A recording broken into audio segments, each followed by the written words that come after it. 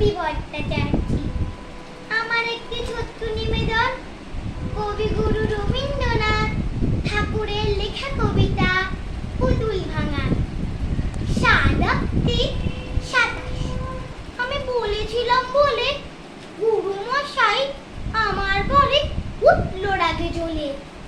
মা গো, তুমি 5 পয়সায় এবার রথের দিনে সেই যে রঙিন পুতুলখানি আপনি দিলেন কিনে।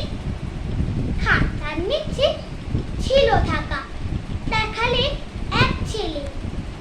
গুরু মশাই রেগে মেগে ভেঙে দিলেন ফেলে।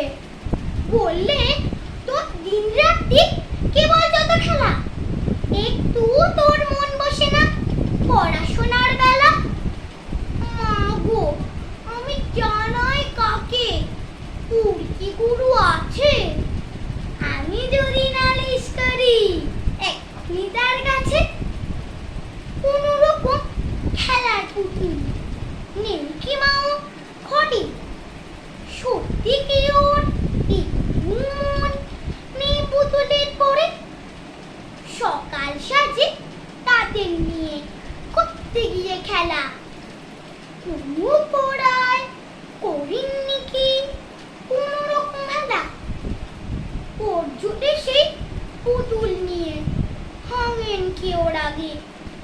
বল দেখি মা, তোর মনিটা কেমন তর লাগে?